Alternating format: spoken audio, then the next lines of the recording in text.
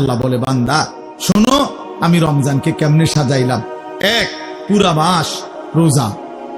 2, প্রতিদিন ইফতার। 3, প্রতিদিন সাহারি। 4, প্রতিদিন 20 রাকাত তারাবি। 5, শেষ দশকে এতেকাফ। 6, শেষ দশকের বেজর রাত্রিতে শবে কদর।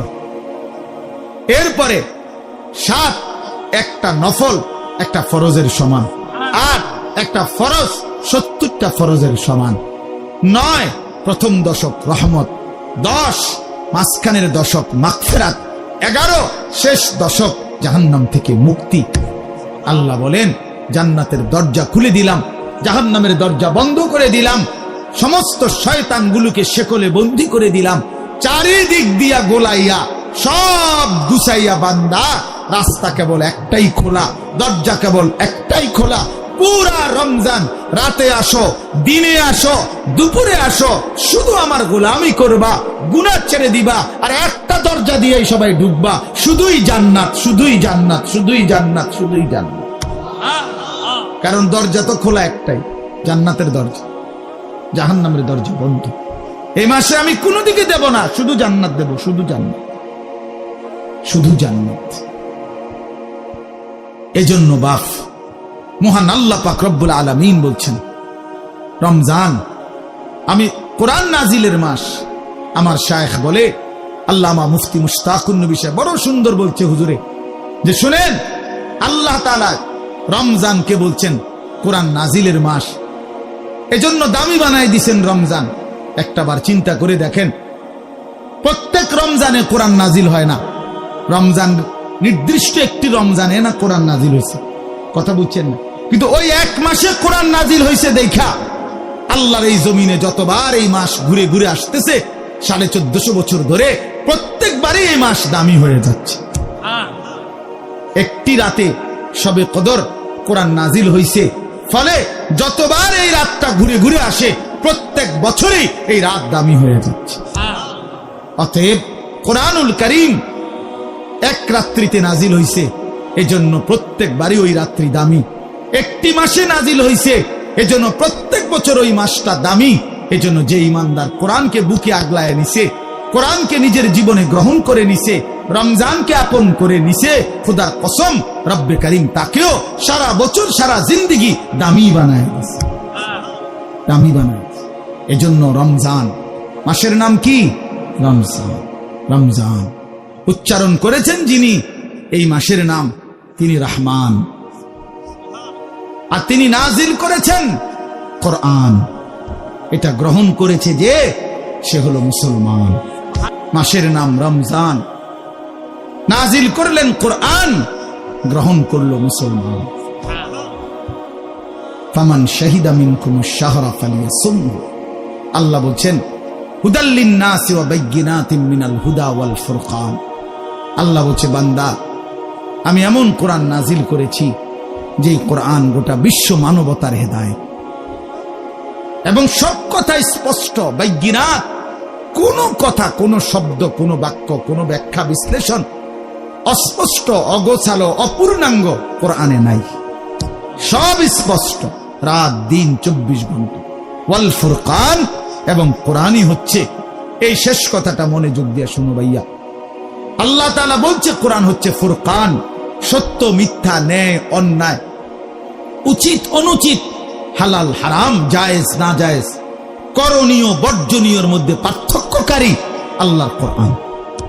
এজন্য ভাইয়া বাপ বিশ্বাস করেন, ছেলেরা বাপ তোমাদেরকে বলি ভাইয়া, আল্লাহর কোরআনের জ্ঞান যার নাই, কোরআন যার বুকে নাই, কোরআন যার হাতে নাই, কোরআন যার জবানে নাই, কোরআন যার জিন্দেগিতে নাই, কোরআন যে গ্রহণ করে নাই, আল্লাহর কসম, রব্বে কাবার কসম, সে হালাল হারাম, বৈধ অবৈধ, ন্যায় অন্যায় সে বুঝতে পারে নাই, খুঁজে পায় নাই, তালাশ করে পায় না। এজন্য কোরআনবিহীন কোনো মানুষ সভ্য হইতে পারে না।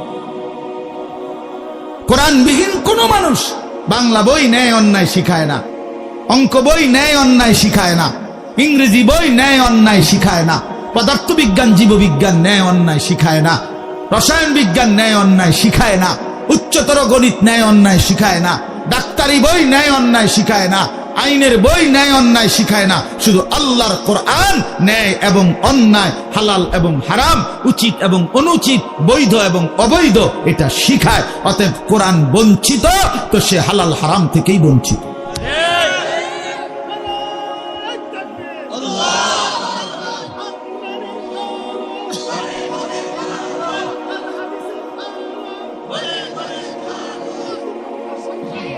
অতএব এটা ফিকির করা চাই, এটা পার্থক্যকারী জ্ঞান।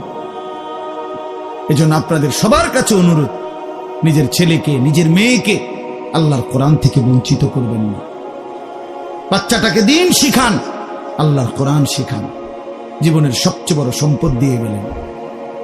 কোরআন আজীবন মানুষকে দামি বানায়, কোরআন জান্নাতেও দামি বানায়। সর্বশেষ কথা হলো ফামান শাহিদা মিনকুমুশ শাহরা ফালিয়াসুমহু। আল্লাহ বলছে অতএব এত বড় ফজিলতপূর্ণ রমজান মাস যদি তোমার জন্য মিলে, আল্লাহ নিজে কি মজা করে আল্লাহ বলছে, বান্দা যদি রমজান পর্যন্ত তুমি পৌঁছো, তোমার জীবনে যদি রমজান মিলে, তুমি যদি হায়াত পাও, তা আমি আল্লাহ বলতেছি তুমি রোজা রাখো, তুমি রোজা রাখো, আমার হুকুম মাইনো, তুমি গুনাহ ছেড়ে দিও, তুমি আমার বন্দেগী একটা মাস কইরো। যদি বলি আল্লাহ 1 মাস আপনার হুকুম মানবো, ঠিক আছে, গুনাহ ছেড়ে দিব, রোজাগুলো এবং বিধানগুলো মানবো, শরীয়তের হুকুম, আপনি আমারে কি দিবেন? আল্লাহ বলে লাআল্লাকুম তাত্তাকুন, 1 মাসেই আমি আল্লাহ তোমারে মুত্তাকি বানিয়ে দেব। যদি বলি মুত্তাকি হলে কি হবে? আল্লাহ বলে জানো না, জান্নাত বানানোই হয়েছে মুত্তাকিদের জন্য। উইদ্দাত লিল মুত্তাকিন, জান্নাত বানানোই হয়েছে মুত্তাকিদের জন্য। অতএব যে মুত্তাকি সেই জান্নাতি, যে জান্নাতি সেই মুত্তাকি। আমার কিশোর, আমার নওজোয়ান, আমার বাপ, আমার ভাই, আমার বন্ধু, আমার পর্দার আড়ালের মা বোন, সবাইকে বলি হায়াতের কদর করেন, জিন্দেগির কদর করো। রিজিক বন্টন হয়ে আছে, মাথার গাম পায়ে ফেললা, পায়ের গাম যদি আবার মাথা তো উড়ান, বরাদ্দ দের দূরের দূর, উদ্দাই লাফান, আর উদ্দাই লাফান, বুঝেন নাই? যে পরিশ্রম করে তার আয় বাড়ে, তাইলে তো সব দোকানদারের বেচা কিনা সমান হইতো। একসাথে দোকান খোলে, একসাথে দোকান বন্ধ করে, কামাই সমান না কেন? বুঝেন নাই আমনে কথা?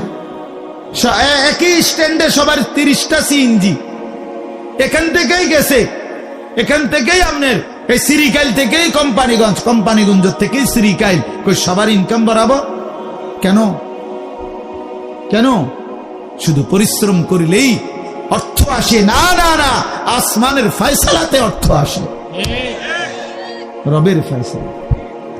ইন্না রাব্বী ইয়াবসুতুর রিজকা লিমান ইয়াশাউ ওয়া ইয়াকদির। আল্লাহ বলেন আমি যাকে মন চায় তাকে বেশি দেই, যাকে মন চায় তাকে কম দেই না। আমার ফয়সালা, তোমার কি? কমটাও আমার, বেশিটাও আমার, তুমি কি? আল্লাহ তারে বেশি দিলেন কেন, তো তোমারে কম দিলাম কেন? তোমারে যে কম দিলাম এটাই কেন দিলাম, তুমি এটা কও। তোমার কি যোগ্যতা? কোনটা তোমার? আসমান তোমার না জমিন তোমার? শরীর তোমার না দেহ তোমার? বুদ্ধি তোমার না চোখ তোমার না হাত তোমার? তোমার কি তা? কথা বলেন না কেন? তো সবই আমার, আমি যাকে যা মন চাই তাই দেব। তুমি কি? তুমি এনে মতামত দিবার অধিকার আছে নি আমার? তাইলে এই জন্য বাপ, বন্ধু আমার, দোস্ত আমার, সাথী আমার, সবাই রে বলি ভাইয়া জিন্দেগির হিসাব করেন। এটাই আমার মূল বক্তব্য। আর একটু নড়ে চড়ে ঘুরে দাঁড়ান। ছেলেরা, বাপ ফিরে আসো তুমি আল্লাহর দিকে, কোরআনের দিকে, নামাজের দিকে, সেজদার দিকে। এই কপাল পৃথিবীর কোনো কামাইতে লাগে না। খেয়াল করে দেখে, উপার্জনের পৃথিবীতে মানুষ দেশে থাকুক আর বিদেশ থাকুক, চাকরি করুক আর ব্যবসায়ী করুক, ক্ষেত খামারে কাম করুক আর দিন মজুরি করুক, মাড়ি কাটুক আর যাই করুক, কপাল কোনো কামে লাগায় না। বুঝো না হিসাব? কপাল কি লাগায় না? কোন কাজে লাগায় না। কপাল শুধুই সেজদার জন্য, কপাল শুধুই সেজদার জন্য, শুধুই সেজদার, কপাল শুধুই সেজদার জন্য। কিসের জন্য? আল্লাহ বলছেন এটা মানাইছি সেজদার জন্য। এই জন্য যে কপালে সেজদা নাই, আল্লাহ যেন বলেছে যে ওই মানুষের বাচ্চা না, ওই জানোয়ার। জানোয়ার। এজন্য দোস্ত, কেন নামাজ পড়ো না? কেন সেজদা করো না? কেন আল্লাহকে ডাকো না? মাদেরকে জিজ্ঞেস করেন, বোনদেরকে জিজ্ঞাসা করেন, কেন আল্লাহর হুকুম প্রতিনিয়ত লঙ্ঘন করছে? কেন বোনেরা বেপর্দা? কেন মায়েরা বেপর্দা? মাকে বলেন, বোনকে বলেন, জিজ্ঞেস করেন নিজের বিবিকে, রাস্তার এই পুরুষদেরকে তোমার শরীর যৌবন দেখাইয়া কি অর্জন হয়েছে বলো? কয় টাকা কামাই হয়েছে? দুনিয়ারে বা কি পাইলা? আখেরাতের বা কি পাইলা? তোমরা একটা ছেলে বলো, বাবা, নারী আর ছবি আর উলঙ্গ দৃশ্য দেখে দুনিয়ার কি পাইলা আর আখেরাতের কি পাইলা? আখেরাত তো কিছুই নাই, দুনিয়াও তো কিছু নাই। শরীর যৌবন, নিজের সক্ষমতা নষ্ট করা ছাড়া আর কি? আর কি ভাইয়া? এই জন্য আমি অনুরোধ করছি আপনাদের কাছে, আমরা যদি প্রত্যেকেই ভাবি আমরা ইমানদার, আমরা মুসলমান, আমাদের জিন্দেগি আখেরাত, আর এই আখেরাতের সবচেয়ে বড় ফিকির যদি আমার বিবেকে ঢোকে যে আসলে আমার জীবন আখেরাতের জন্য, আমারে আল্লাহ বানাইছেন আখেরাতের জন্য। জান্নাতের দরজা খোলা, জাহান্নামের দরজা বন্ধ, রহমতের দুয়ার খোলা, শয়তানকে শেকলে বন্ধি। আল্লাহর নবী বলছে একটা নফল একটা ফরজের সমান, একটা ফরজ 70টা ফরজের সমান। শুরুটা রহমত, মধ্যখানটা মাগফিরাত, শেষটা নাজাত। এক একটা নেকি বাড়তে বাড়তে আল্লাহ তাআলা নিজের হাতে নেকি ফেরেশতাকে দিয়ে না লিখিয়ে নিজে লেখেন। এত কথা, এত কথা, এত কথা, এত ফজিলত, এত কিছু নবীজি বললেন আমার বাপ, আমার ভাই। এরপরেও যে ব্যক্তি রমজানের কদর করলো না, তার উপরে আল্লাহর লানত, ফেরেশতার লানত, মুহাম্মদুর রাসূলুল্লাহর লানত। তোর উপরে খোদার গজব পড়ে, তোর উপরে খোদার লানত পড়ে। হ্যাঁ, এটা আমি বলিনি, এটা জিবরাইল বলে গেছেন। কি? জিবরাইল নবীজির কাছে রমজানের লাস্টে আইয়া বলছে, নবী, এত বড় রমজান, আপনার এত কাকুতি মিনতি, আপনার এতগুলো ফজিলতের কথা শোনার পরেও আপনার যেই নাফরমান উম্মত রমজানকে কদর করলো না, তার উপরে আল্লাহর লানত, আমি জিবরাইলের লানত, ফেরেশতার লানত। নবী বলছে আমিন।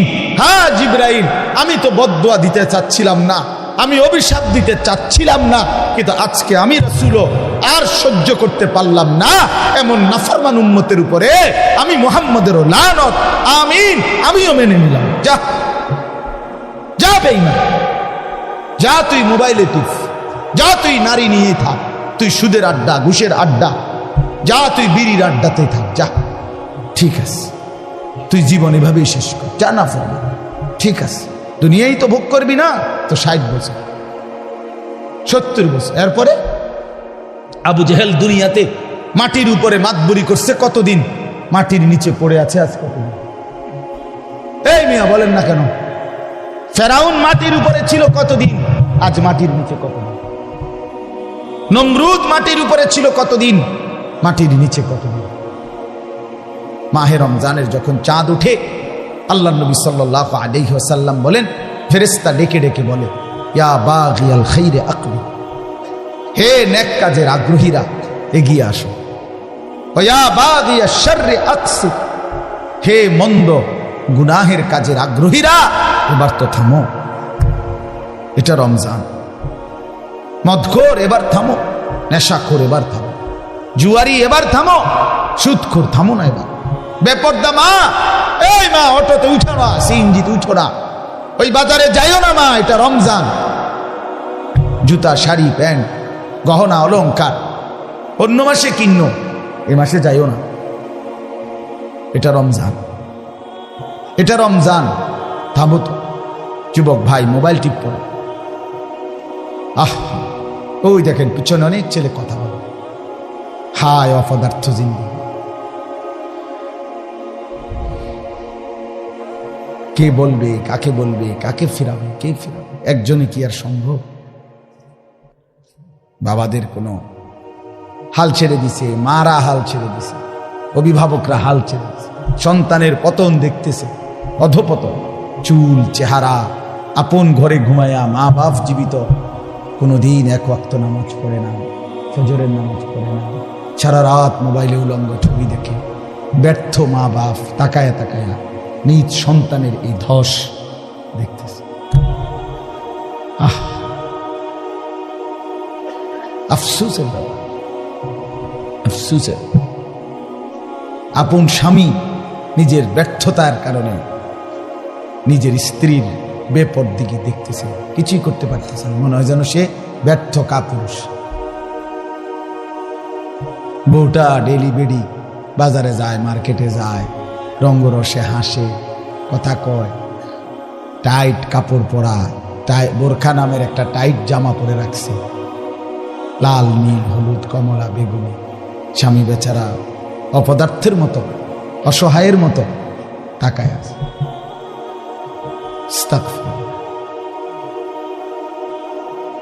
এই পর্যন্ত কোন ইমানদারের বউ বেপর্দার সুযোগ দেয় নাই, এই কারণে কোন ইমানদারের বউ যায় নাই, কাপুরুষের বউ যায়। এই পর্যন্ত যত বেড়ি বাগছে আরেক বেড়া লইয়া আগের থেকেই অপদার্থ যাবে না, এবার বউ ভাগ্যে গেছে। কথা বুঝছেন? দিন যে মানে সে ক্ষতিগ্রস্ত হয় না, ক্ষতিগ্রস্ত হয় না। এই জন্য এটা ব্যর্থতার কথা, রাগ হবেন না চাচা, এটা কাপুরুষের কথা। অনকার ফোলাফানি শুনে না মানে তো আপনি সিদ্ধান্ত নিয়ে নিলেন, কেমনে সিদ্ধান্ত নিলেন? অনকার পুতে আর কথা শুনে না কেন? সেই পুতে, যে পুতে কথাই শোনে না, আপনার চোখের সামনে আপনার ছেলে নামাজ পড়বে না, একটা সাজদা দিবে না, এত বড় নাফরমান আপনার সম্পত্তি ভোগ করবে, এত বড় নাফরমান আপনার ঘরে খাবে, ঘুমাবে, দুনিয়া ভোগ করবে, আপনি বেঁচে থাকতে এটা মেনে নেবেন কেন মিয়া? আপনার আপনার ব্যর্থতা তাইলে এটা। আপনি জীবন চিনেন নাই, আপনি কর্তব্য চিনেন নাই। কর্তব্য তো আল্লাহ বলে দিছে, ওয়ামুর আহলাকা বিসসালাহ, তোমার স্ত্রী সন্তান পরিবারকে নামাজের আদেশ করো, ওয়াসতাবির আলাইহা, পরিবারকে নামাজের আদেশের সাথে সাথে নিজেও নামাজের উপরে মজবুত থাকো। কথা তো ছিল এই। আপনার জিম্মাদারি কি ছিল? আমি আমার স্পষ্ট মনে আছে, আমি আমার আব্বারে প্রায় বলি, আমি এই কথা আমার আব্বারে আমার জীবনে আমি একবার বলছিলাম, পড়ালেখার জীবনে, আব্বা আমি এই মাদ্রাসায় পড়তাম না, আমার মাদ্রাসাটা বদলাই দিবেন শুধু। কসম খোদা, আমার আব্বা সাথে সাথে বলছে, বেটা পরের বেলা ভাতের লোকমা আমার ঘরে দিও না, এক লোকমা ভাত খাইবে না, সাবধান, বেরো।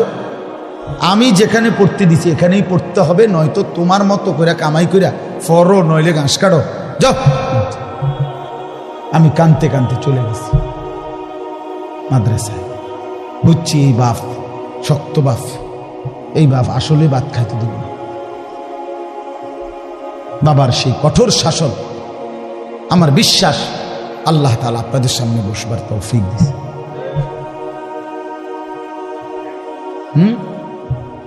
আমার জীবনের সার্থকতা কি? আমার স্ত্রী সন্তান যদি ধ্বংস হয়ে যায়, সোফা দিয়ে আমি করব কি? খাট দিয়ে আমি করব কি? বিল্ডিং দিয়ে আমি করব কি? বলেন কি করব? আমার জীবনটা কি? রাহিমাল্লাহু ওয়ালিদান আনা ওয়ালাদাহু আলা বিররি, নবী সাল্লাল্লাহু আলাইহি ওয়াসাল্লাম বলেন, আল্লাহ তাআলা ওই মা বাবার উপরে দয়া করে যে তাদের সন্তানদেরকে নেক কাজে সাহায্য করে। নবী সাল্লাল্লাহু আলাইহি ওয়াসাল্লাম বলেন, মা নাহালা ওয়ালিদুন ওয়ালাদাহু মিন নুহলিন মিন আদাবিন হাসান, কোন মা বাপ তাদের সন্তানকে সবচেয়ে বড় যা কিছু উপঢৌকন এই পৃথিবীতে দিয়ে যায়, সেটা কি? সবচেয়ে বড় কোনটা? নবীজি বলছে আদাবুন হাসান, উত্তম আখলাক, উত্তম দিন, উত্তম আদব। এটা যারা শিখিয়ে গেল তারাই তাদের সন্তানকে সর্বশ্রেষ্ঠ নিয়ামত দিয়ে গেল। রাসূলুল্লাহ সাল্লাল্লাহু আলাইহি ওয়াসাল্লাম বললেন, নবীজি বলছে, এক সাহাবী জিজ্ঞেস করছে, ইয়া রাসূলুল্লাহ মা হাক্কুল ওয়ালাদ, সন্তানের হক কি? আলাল ওয়ালিদ, পিতামাতার উপরে। নবীজি বলছেন, আন ইউহসিনা ইসমাহু ওয়া ইউহসিনা আদাবাহু। নবীজি বলছে তার প্রথম হক দুইটা, তার জন্মের পরে তার একটি সুন্দর নাম রাখা, আরেকটা হক তাকে উত্তম আদব, উত্তম আখলাক শিখায় দেয়। হযরত আলী রাদিয়াল্লাহু তাআলা আনহু বলছেন, কোরআনে আছে, ইয়া আইয়ুহাল্লাযীনা আমানু কু আনফুসাকুম ওয়া আহলিকুম নারা, হে ঈমানদারগণ, তোমরা তোমাদের নিজেদেরকে এবং পরিবার পরিজনকে জাহান্নামের আগুন থেকে বাঁচাও। এটা আপনারা শুনছেন না কথা? এটা তো হযরত আলী এই আয়াতের তাফসিরে বলছে পরিবারকে জাহান্নামের আগুন থেকে বাঁচাও কিভাবে। তো হযরত আলী বলছে, আল্লিমুহুম ওয়া আদ্দিবুহুম, তোমরা তোমাদের পরিবারের সদস্যদেরকে কোরআন সুন্নাহর ইলম শিখাও এবং কোরআন সুন্নাহর আদব আখলাক শিখাও, তাইলে জাহান্নামের আগুন থেকে বাঁচা। যেই মা বাপ, সাফ কথা, আপনারা যারা আপনাদের ছেলে মেয়েকে ছোট্টবেলায় আল্লাহর কোরআন রাসূলের সুন্নাহ থেকে বঞ্চিত করেছেন, কসম খোদার, মনে রাখেন হাসরের ময়দানে চূড়ান্তভাবে লাঞ্ছিত হবেন, বেইজ্জতি হবেন, কোটি কোটি হাসরের মানুষের সামনে অপদস্থ হবেন। কার হাতে? কার হাতে লাঞ্ছিত হবেন? আপনার ছেলেটার হাতে, আপনার মেয়েটার হাতে, অন্য কারো বেড়াইতে রাতে না, আমনের ফুতের হাতে। আমনের ফুত, আমনের জি, যাকে আপনি দিন শিখান নাই, নামাজ শিখান নাই, বঞ্চিত করেছেন কোরআন সুন্নাহ থেকে, সে সেদিন আল্লাহর কাছে বলবে, আল্লাহ আজ আমি মা বাপকে বেইজ্জতি করি, ওরা আমারে বরবাদ করে দিছে, আজ আমি জাহান্নামী হলাম ওদের খামখেয়ালির কারণে। 7 বছর বয়সে আল্লাহ আমি কিছুই বুঝতাম না, 6 বছর বয়সে আমি অবুঝ ছিলাম। সেদিন যদি তারা মজবুত সিদ্ধান্ত নিত আমাকে দিন শেখাবে, তাহলে আমার এই ভুল হতো। রব্বানা গালাবাত আলাইনা শিকওয়াতুনা, কোরআনে আছে জাহান্নামী জাহান্নামের ভীষণ আগুনে উথাল পাতাল ঢেউ খাবে, আর আল্লাহকে বলবে, আল্লাহ আমার এই কপাল মন্দ, আমি দুর্ভাগা কপাল, আল্লাহ আমার কপালটা মন্দ, আমি করলামটা কি? এত সুন্দর হায়াত কি করলাম, কিভাবে নষ্ট করে দিল। অকুন্না কওমান দাল্লিন, আর জাহান্নামী বলবে, আল্লাহ আমি এক পথভ্রষ্ট গ্রুপের, সম্প্রদায়ের এক পথভ্রষ্ট গ্রুপ, নাফরমান গ্রুপের অন্তর্ভুক্ত ছিল। আমি যাদের সাথে চলতাম ফিরতাম, ওরা বিড়ি খাইতো, মদ খাইতো, গাঁজা খাইতো, সুদ খাইতো, ঘুষ খাইতো, কথায় কথায় গাইল লাইতো, নারীর ছবি, নাচ গান, নর্তকীর ছবি, উলঙ্গ দৃশ্য দেখত। আল্লাহ আমি ভালো মানুষ পাই নাই, কোনোদিন একটা ভালো মানুষের ছোঁয়া পাই নাই, ফলে আজ আমি ধ্বংস হয়ে গেছি। উত্তম সঙ্গী অনেক বড় নিয়ামত। আমার ড্রাইভার আমার এই সারা জীবন, যে 5 বছর সে আমার গাড়ি চালায়, আমি যতবার তারে চলার পথে নামাজের কথা মনে করাইছি, আমার চাইতে কমপক্ষে 1000 বার বেশি সে আমারে মনে করাইছে। ঠিক এই 5 ওয়াক্ত নামাজের জন্য তার খেয়াল জামাত ধরার প্রতি আমার চাইতে 100 গুণ বেশি, 100 গুণ বেশি। আলহামদুলিল্লাহ, আল্লাহর দয়া, আল্লাহর দয়া। আমি তো মনে করি আল্লাহ পাকের মেহেরবানি, এই বছর, এই যে আগামী শুক্রবার আমার উমরার ফ্লাইট, সেও যাবে আমার সাথে। বলছে আমি কেমনে যাবো, আমি কেমনে যাবেন চাইবেন, কেমনে যাবেন আল্লাহ ব্যবস্থা করবে, সে যাবে ইনশাআল্লাহ, তারও ফ্লাইট আমার সাথে, আমার শায়েখের সাথে। এই জন্য বললাম, জাহান্নামী বলবে, আল্লাহ আমি ভালো মানুষ পাইনি। যুবক ছেলেরা আফসোস করবে এই অসৎ বন্ধুর জন্য, যে তোমারে নারীর ছবি, নাচ গান আর বিকৃত হাসি দিয়ে নষ্ট করে দিছে, তোমারে কোনো মেয়ের সাথে লাইন করায় দিছে, তোমারে কোনো জুয়ার আড্ডায় শিখায় দিছে, তোমারে কোনো মদের আড্ডায় নিয়ে গেছে। মাথা নোয়াইও না, মাথা নোয়াইলে কি লাভ হবে? আমার থেকে বাঁচে গেলে তো লাভ নেই, আল্লাহর থেকে বাঁচবে কিভাবে সেটা ভেবে দেখে। আমি তো এমনিই চলে যাব, একটু পরে আমি চলে যাব না, আপনারা আপনাদের পথে চলে যাবেন না, তো কে কার কাছে আটকে? কিন্তু আল্লাহর কাছে। এই জন্য আজকে রমজান সামনেই, আমরা সবাই মিলে নিয়ত করি আমরা বদলাবো ইনশাআল্লাহ। কিভাবে? মান লাম ইয়াদা কাওলা যুর ওয়াল আমালা বিহি ফালাইসা লিল্লাহি হাজাতুন আন ইয়াদা তাআমাহু ওয়া শারাবাহু। নবী সাল্লাল্লাহু আলাইহি ওয়াসাল্লাম বলেন, যে ব্যক্তি রমজান পেল, রোজা রাখলো, অথচ মিথ্যা কথা, মিথ্যা আচরণ, অন্যায়, অশ্লীলতা, চুরি, ডাকাতি, গুনাহের আচরণ ছাড়তে পারল না, রাসূল বলেন, হায় নাফরমান, তোমার এই খাদ্য আর পানীয় থেকে বিরত থাকার কোনো প্রয়োজন আল্লাহর কাছে নাই। আল্লাহ ভাতের অভাবে পানির অভাবে তোমারে রোজা রাখতে বলে নাই, তোমারে জান্নাত দেওয়ার জন্য রোজা রাখতে বলছে। তোমারে বলছে লাআল্লাকুম তাত্তাকুন, তোমারে বলছে আমি মুত্তাকি বানাবো বান্দা তোকে, তোর ঈমান আমি নিলাম বান্দা। ইয়া আইয়ুহাল্লাযীনা আমানু, হে ঈমানদারগণ, মানে হলো বান্দা আমি তোমার ঈমান নিলাম, এবার আমি তোমাকে তাকওয়া দেব। লাআল্লাকুম তাত্তাকুন, তাইলে মাঝখানে একটা মাস সময় নিলাম, ঈমান তোমার গ্রহণ করলাম, তাকওয়া তোমাকে দেব। ঈমান আর তাকওয়া হবে, তোমার ঠিকানা হবে সরাসরি জান্নাত। যে মুত্তাকি সে জান্নাত, যে মুত্তাকি সে কি? উইদ্দাত লিল মুত্তাকিন, আল্লাহ বলছে জান্নাত বানানোই হয়েছে মুত্তাকিদের জন্য। আল্লাহ বলে আমি একটা মাস সময় নিলাম, 30টা দিন বান্দা গুনাহ ছেড়ে দাও, আমার ইবাদতে ডুবে যাও, লেগে যাও। 30 দিনের মাথায় আমি তোমারে মুত্তাকি বানাবো, জান্নাতি বানাবো। ঈমান তোমার পাসপোর্ট, তাকওয়া তোমার ভিসা। পাসপোর্ট নিলাম রোজার আগে, ঈমান নিলাম। একটা মাস রোজার মাস, গুনাহ থেকে বাঁচবা, ইবাদতে লাগবা। 30 দিনের মাথায় আমি আল্লাহ ঈমানের পাসপোর্টে তাকওয়ার ভিসা লাগায় দেব, জান্নাতের ফ্লাইট উঠায় দেব। ঈদের দিন ফ্লাইট। ফ্লাইট কোন দিন?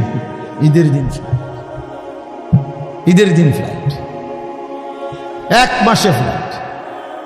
1 মাসে 31 দিন যাব না, হয় 30, নয় বার লাগলে 29, মাগার 31 লাগবে না। 31 রোদ হোক, বৃষ্টি হোক, শীত হোক, গরম হোক, ফ্লাইট কোন দিন? ঈদের দিন, জান্নাতের ফ্লাইট। হাদিসে আছে ঈদের দিন আল্লাহর নেয়ামত প্রাপ্ত জান্নাতি বান্দা রোজাদার যখন আল্লাহর ইবাদত ঈদের নামাজ পড়ে, তো ফেরেশতারা ডেকে বলে, যাও আল্লাহর বান্দা, খুশি খুশি যাও, কাদ গাফারাল্লাহু লাকুম, আল্লাহ তোমারে পুরা মাফ করে দিয়েছে, যাও খুশি খুশি। ফারজিউ রাশিদিনা ইলা রিহালিকুম, যার যার ঘরে খুশি খুশি দিলে সন্তুষ্ট চিত্তে ফিরে যাও, যাও রেডি হও জান্নাতের জন্য প্রস্তুতি নাও। এই জন্য ইনশাআল্লাহ রমজানকে কাজে লাগাও, ঠিক আছে? ইনশাআল্লাহ বলেন ইনশাআল্লাহ। দেখেন আল্লাহ স্পষ্ট বলছে 5টা আয়াতে, কোরআনুল কারীমের সূরা বাকারার 183 নম্বর আয়াত থেকে 187, 5টি আয়াতে রোজার কথা, রমজানের কথা বিস্তারিত বলছে। বলে আল্লাহ লাস্ট বলছে কাযালিকা ইউবায়্যিনুল্লাহু আয়াতিহি লিন-নাস, আল্লাহ বলে বন্ধু আমি এভাবেই পরিষ্কার করে আমার বান্দাদের জন্য আমার আয়াত, আমার বিধান, আমার কথা স্পষ্ট করে বলে দিলাম, লাআল্লাহুম ইয়াত্তাকুন, যেন সকলেই মুত্তাকি হতে পারে, জান্নাতি হতে পারে। এটা হলো 187 নম্বর আয়াত। কথা শেষ করছে কথা আল্লাহ বলছে, আল্লাহ বলছে বান্দা আমি সবচেয়ে কমাইছি, সবচেয়ে সহজ করছি, সবচেয়ে ছোট করে আনছি রোজা শুধু তোমাদের জন্য। আখিরি নবীর উম্মত তোমরা, আমার আখিরি বন্ধুর উম্মত, তোমাদের জন্য আমি সবচেয়ে সহজ করছি রোজা। পূর্ববর্তী জাতির, যারা পূর্ববর্তী জাতি, তাদের রোজার নিয়ম কানুন, রোজা ছিল সবার, কিন্তু নিয়ম কানুনের মধ্যে বিপরীত ছিল। বিশেষ করে আমাদের নবী সাল্লাল্লাহু আলাইহি সাল্লামের সাহাবায়ে কেরামের আমলে তাফসীরে আছে স্পষ্ট, ওলামায়ে কেরাম জানে যখন রোজা ফরজ হয়েছে, মজার কথা শুনে, যখন রোজা শুরু হয়েছে সাহাবীদের জামানা, তখন রোজা কেমনে রাখত? নিয়ম ছিল সন্ধ্যাবেলায় ইফতার করার পরে, ইফতার করে না সূর্য ডুবলে, তো এই সময় ইফতার করার পরে এই বাকি যে রাতটা, এই রাতে যতক্ষণ সজাগ থাকবে প্রথম, এতক্ষণই খানা দানা, স্ত্রী মিলন এগুলো করতে পারবে। যদি ঘুমাইয়া যায় 10 মিনিটের লাগবে, 1 মিনিটের লাগবে, শুইয়া লাইলে চোখ বন্ধ, ঘুমা এসে গেলে পরের দিনের রোজা শুরু। হ্যাঁ, এটাই বিধান। নবীজির জামানা, সাহাবীদের জামানা প্রথম শুরু হয়েছিল এভাবে, রোজার বিধান ছিল এভাবে। এরপরে ঘুমের থেকে উঠা আর খানার সিস্টেম। এক সাহাবী হযরত কাইস ইবনে সারমা আনসারী সাহাবী, উনি এরকম সারাদিন রোজা রাখছে, রাইখা সন্ধ্যাবেলা ইফতারের টাইমে ঘরে আসছে, স্ত্রীকে বলছে ইফতার কিছু আছে কি? স্ত্রী বলছে কিছুই নাই ঘরে, আপনি একটু অপেক্ষা করেন, বসেন, আমি পাশের বাড়ির থেকে কিছু খাবার বা কিছু নিয়ে আসি। স্ত্রী গেছে পাশের ঘরে, কিছুটা তাদের কাছ থেকে খাবার ধার নিয়ে ঘরে আসছে। আয়সা দেখে ওনার স্বামী সারাদিন ক্লান্তিতে মেহনত করে আসছে, একটু কাইট হয়েছিল, ঘুমায় আসছে। এখন স্ত্রী তো ঘুম থেকে জাগায় বলতেছে ইন্নালিল্লাহ, আপনার তো রোজা শুরু হয়ে গেছে। বলছে হ্যাঁ, আমি আর কি করবো এখন, তার কিছুই খাইতে পারে না। তো আজকের সারাদিন উপাস, সারা রাত উপাস, পরের দিন দুপুরবেলা এই সাহাবী বেহুশ হয়ে গেছে, আর উঠতে পারতেছে না। কেন? লাগাতার এই কষ্ট। কথা বুঝছি কি? এখান দিয়ে 12, ওখান দিয়ে 12, 24 ঘন্টা, আরো ওখান দিয়ে ধরেন আপনি 6-7 ঘন্টা, প্রায় 30-32 ঘন্টা পরে উনি কি হয়ে গেছে? বেহুশ হয়ে গেছে। নবী সাল্লাল্লাহু আলাইহি ওয়াসাল্লামের কাছে জানানো হয়েছে। আরেক সাহাবী রাত্রিবেলা ঘুম থেকে উঠে বেখেয়ালে ওনার স্ত্রীর সাথে মিলিত হয়েছে। তো ওনারও বড় ক্ষতি হইল, কারণ রোজা তো শুরু হয়ে গেছে। এই দুইজনের দুই বিষয়ের কারণে আল্লাহ তাআলা বলছেন, বন্ধু ঠিক আছে, চলেন আরো কম, আপনাকে যে আমি ভালোবাসি। আল্লাহ বলছেন, বন্ধু আপনাকে যে খুব পছন্দ করি, আপনার উম্মত তো আপনাকে ভালোবাসলে আপনার সাথে যা কিছু সব কিছুকেই আমি ভালোবাসি। আপনার উম্মতকেও ভালোবাসি, আপনার গায়ের চাদরকে ভালোবাসি, আপনার গায়ের কম্বলকেও ভালোবাসি। কোরআনে আছে ইয়া আইয়ুহাল মুজাম্মিল ইয়া আইয়ুহাল মুদ্দাসসির। নবীজি কখনো চাদর গায়ে দিছেন, আল্লাহ বলছে হে চাদর পরা নবী। নবীজি কম্বল গায়ে দিছেন, তা আল্লাহ বলছে হে কম্বল পরা বন্ধু আমার। তার মানে কি? এটা কেমন মায়ের কথা? এই রুমালওয়ালা ভাই, আমরা বলি না এটা? আল্লাহ যেন বলছে, বন্ধু আপনার সাথে যা লাগে সব আমার কাছে প্রিয় হয়। চাদরও দামি, কম্বলও দামি। আয় হায়, যদি চাদর দামি হয়, কম্বলও দামি হয় নবীর সাথে, আপনি আমি লাগলে কি পরিমাণ দামি হব? তাহলে কেন দাড়ি কাটেন? দাড়ি কাটেন কেন? কাইটেন, এটা অভদ্রতা, অসুন্দর। পৃথিবীর কোন গবেষক, দার্শনিক, পণ্ডিত, বুদ্ধিজীবী, কাফের, মুশরিক, বেঈমান, ইহুদি, খ্রিস্টান, নাস্তিক, মুরতাদ, হিন্দু, বৌদ্ধ, পৃথিবীর কেউ, কোন গবেষক, আমি চ্যালেঞ্জ করলাম, কোন বুদ্ধিজীবী, কাফেরও আজ পর্যন্ত গবেষণা করে প্রমাণ করতে পারে নাই যে দাড়িওয়ালা চেহারার চাইতে শেবওয়ালা দাড়িবিহীন চেহারা সুন্দর, হ্যান্ডসাম। এটা কি যুক্তিতে, কি গবেষণাতে, কোন মেশিনে ধরা খাইছে? এটা কথা বোঝেন নাই আপনি? আপনি কদ্দুর জানলে আমারে কদ্দুর দেখাইয়েন, এরপরে প্রমাণ যদি করতে পারেন তো জেনে আমার বিচার করণ দরকার, আমি হেনে যাবো বিচারে লেগে। দাড়িবিহীন চেহারার চাইতে দাড়িওয়ালা চেহারা লক্ষ কোটি গুণ বেশি সুন্দর, তুলনাই হয় না বেটা। এ তো কাপুরুষের চেহারা, যে নিজের দেহকে বিকৃত করে, নিজের শরীর চেহারাকে যে বিকৃত করে দেয়, তার হিম্মত কোথায়? সাহস কোথায়? তার পৌরুষ কোথায়? বীরত্ব কোথায়? নিজের চেহারাকে যে বিকৃত করে, নিজের চেহারা নিয়ে যে নিজে লজ্জিত, তো তার ইজ্জত দিব কে? তারে সম্মান দিবে কে? আল্লাহ আমাদেরকে মাফ করে দেন। তো আল্লাহ তাআলা বললেন, তো এই দুই সাহাবী, দুইটা ঘটনা ঘটলো, আল্লাহ তাআলা বললেন, বন্ধু চলেন সহজ করে দিন, আরো সহজ করে। কুলু ওয়াশরাবু, এই যে দেখেন, উহিল্লা লাকুম লাইলাতাস সিয়ামির রাফাসু ইলা নিসাইকুম। আল্লাহ বলে এখন থেকে বন্ধু আপনি আপনার উম্মতকে বলেন, প্রত্যেকটা ইমানদার পুরুষ রোজাদারের জন্য সন্ধ্যা সূর্যাস্তের পরে রাত সুবহে সাদিক পর্যন্ত পুরা রাত, এবার আর কোনো ঘুম যাক বা না যাক, কোনো নিষেধাজ্ঞা আর নাই। সে তার স্ত্রীর সাথে মিলিত হওয়া, স্ত্রীর সাথে থাকা তার জন্য পুরাপুরি বৈধ করা হবে। হুন্না লিবাসুল লাকুম ওয়া আনতুম লিবাসুল লাহুন্না।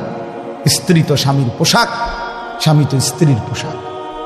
একজন আরেকজনের সাথে মিলে মিশে থাকবে, এটাই তো ইনসাফ, এটাই তো আল্লাহর চাও। স্বামী যদি স্ত্রীর কাছে আপনার আকর্ষণীয় না হয়, স্ত্রী যদি স্বামীর কাছে আকর্ষণীয় না হয়, বেডিও যদি বাইরের বেড হইতে লেগে আগ্রহী, এবারও যদি বাইরের বেড হইতে লেগে আগ্রহী, তো এই দুই অপদার্থ কি এর স্বামী স্ত্রী ডিফেলাস ঠিক না? কি রে বেটা তুই বেটা তোমার বউ আছে ঘরে, তুমি রং ছ মানুষের বেডি বেউ হুফ কোথাকা, তোমার তো রোদে টাঙ্গাই তুমি দরকার। যে মহিলা তার স্বামী আছে সে পর পুরুষের প্রতি আসক্ত। এখান থেকে মুরাদনগর যাবে একজোড়া জুতা কিন্তু এবুডি রে সিএনজি আইয়া হরন দিতে আছে আধা ঘন্টা ধরে, এবুডি রেডি, হ্যাঁ রেডি, আগো বাইরন না না রাখো না কিন্তু রেডি হইতেছে, এবুডি রেডি, এই পাউডার ডলতে আছে, ফেয়ার এন্ড লাভলি ডলতে আছে, মেকআপ ডলতে আছে। আরে বোন, আরে মা, কারে দেখায় এই রঙ্গরসের যৌবন, এই গহনা, এই অলংকার, এই প্রসাদনী কাকে দেখায়? কাকে দেখাইবার জন্য 1 ঘন্টা ধরে সাজলা? রাস্তার ওই লম্পট বখাটে যে তোমার এদিকে অবৈধ কল্পনা করে, অশ্লীল কামনা করে সে, অথচ নিজ স্বামী বেচারা যদি বলে কদ্দুর কাপড় চোপড় কদ্দুর বদলাইয়া সুন্দর করে পাউডার টাউডার বা কদ্দুর সুন্দর করে ভালো হইয়া থাকো, স্বামীর সামনে আসো, কথা কয় দেবে বেটা, বাত রাইনতে রাইনতে জান শেষ, কথা কইতে তো সুন্দর লাগে, এ দিছে তো বেটারে যায়, জামাইয়ের 14 গোষ্ঠী উঠে গেছে, জামাইয়ের কপালে ভালো কাপড়, ভালো প্রসাদনী কিছুই জোটে না, জোটে রাস্তার বখাটের কথা। আস্তাগফিরুল্লাহ, আস্তাগফিরুল্লাহ, আস্তাগফিরুল্লাহ। আল্লাহ আমাদেরকে মাফ করে দেন। আল্লাহ বলেন এজন্য কি চমৎকার কথা, হুন্না লিবাসুল লাকুম ওয়া আনতুম লিবাসুল লাহুন। আল্লাহ বলে স্ত্রীরা এ তো স্বামীর পোশাক, স্বামী এ তো স্ত্রীর পোশাক, মিলেমিশে একাকার। সুবহানাল্লাহ। এরপরে আল্লাহ বলেন আলিমাল্লাহু আন্নাকুম কুনতুম তাখতানুনা আনফুসাকুম ফাতাবা আলাইকুম ওয়া আফা আনকুম। আমি জানি তোমাদের কেউ রাত গভীরে স্ত্রীর সাথে মেলামেশা করে ফেলেছ, ভুল হয়ে গেছে, ঠিক আছে, আমি তওবা করো, আমি মাফ করে দিলাম। ফালআনা বাশিরুহুন্না ওয়াবতাগু মা কাতাবাল্লাহু লাকুম। এখন আমি তোমাদের জন্য অনুমতি দিয়ে দিলাম, এখন হালাল করে দিলাম, বৈধ করে দিলাম, তোমরা আমার সিদ্ধান্ত হুকুম তালাশ করো, অর্থাৎ এখন তোমাদের জন্য অনুমতি দেওয়া হবে। এরপরে আল্লাহ বলেন ওই আরেক সাহাবীর ঘটনা রয়েছে না, ব্যাপারটা যে কি হয়ে গেছে, তো আল্লাহ বলছে ওয়াকুলু ওয়াশরাবু, এবং সাথে সাথে খাও পান করো, হাত্তা ইয়াতাবায়্যানা লাকুমুল খাইতুল আবিয়াদু মিনাল খাইতিল আসওয়াদি মিনাল ফাজর, একেবারে সাদা সুতা কালো সুতা থেকে আলাদা করা পর্যন্ত খাও পান করো। তার মানে রাত্রির কালো রেখা থেকে যখন সুবহে সাদিকের সাদা নতুন রেখা আসে, দাগ আসে, রেখা, সাদা রেখা, ওই পর্যন্ত খাইতে থাকে।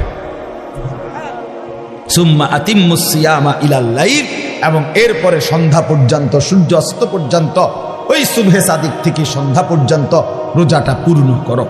আল্লাহ বলেন ওয়ালা তুবাশিরুহুন্না ওয়া আনতুম আকিফুনা ফিল মাসাজিদ।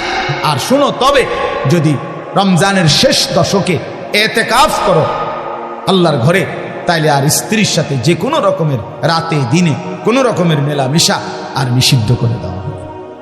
আল্লাহ বলেন এতগুলো কথা যা বললাম, তিলকা হুদুদুল্লাহ, এগুলো আমি আল্লাহ তাআলার বিধি নিষেধের সীমারেখা, ফালা তাকরাবুহা, আমার বিধি নিষেধের লঙ্ঘন করে আমার নাফরমানির কাছে যেও না।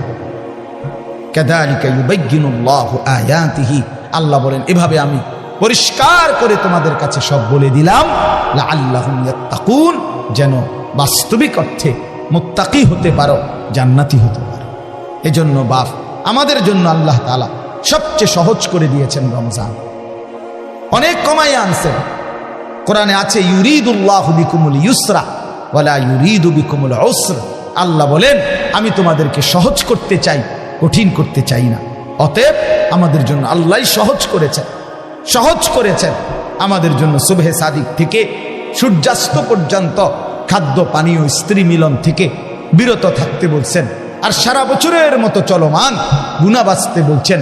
ইবাদতে লেগে থাকতে বলছেন। তাইলে অতিরিক্ত আহামরি খুব কঠিন কোনো বোঝা আমাদেরকে চাপায় দিছেন। রমজান মানে কি 50 কেজি চালের বস্তা কান্দে লইয়া দাঁড়ায় থাকা, রোজা মানে কি সিমেন্টের বস্তা একটা লইয়া খাড়ায় থাকুন নাকি? তাই এখানে কঠিন কি? এটুকু রোজা যদি আমরা পালন করতে না পারি, এত বড় সুযোগ, জান্নাতের দরজা খোলা, জাহান্নামের দরজা বন্ধ, রহমতের দুয়ার খোলা, শয়তানকে শেকলে বন্ধি। আল্লাহর নবী বলছে একটা নফল একটা ফরজের সমান, একটা ফরজ 70টা ফরজের সমান। শুরুটা রহমত, মধ্যখানটা মাগফিরাত, শেষটা নাজাত। এক একটা নেকি বাড়তে বাড়তে আল্লাহ তাআলা নিজের হাতে নেকি ফেরেশতাকে দিয়ে না লিখিয়ে নিজে লেখেন। এত কথা এত কথা এত কথা, এত ফজিলত, এত কিছু নবীজি বললেন আমার বাপ আমার ভাই। এরপরেও যে ব্যক্তি রমজানের কদর করলো না, তার উপরে আল্লাহর লানত, ফেরেশতার লানত, মুহাম্মদুর রাসূলুল্লাহর লানত। তোর উপরে খোদার গজব পড়বে, তোর উপরে খোদার লানত পড়বে। হ্যাঁ, এটা আমি বলিনি, এটা জিবরাইল বলে গেছেন। কি জিবরাইল নবীজির কাছে রমজানের লাস্টে আইয়া বলছে, নবী এত বড় রমজান, আপনার এত কাকুতি মিনতি, আপনার এতগুলো ফজিলতের কথা শোনার পরেও আপনার যেই নাফরমান উম্মত রমজানকে কদর করলো না, তার উপরে আল্লাহর লানত, আমি জিবরাইলের লানত, ফেরেশতার লানত। নবী বলছে আমিন। হ্যাঁ জিবরাইল, আমি তো বদদুয়া দিতে চাচ্ছিলাম না, আমি অভিশাপ দিতে চাচ্ছিলাম না, কিন্তু আজকে আমি রাসূল আর সহ্য করতে পারলাম না এমন নাফরমান উম্মতের উপরে আমি মুহাম্মদেরও লানত। আমিন, আমিও মেনে নিলাম। যা যা বেঈমান, যা তুই মোবাইলে টিপ, যা তুই নারী নিয়ে থাক, তুই সুদের আড্ডা ঘুষের আড্ডা, যা তুই বিড়ির আড্ডাতে থাক, যা।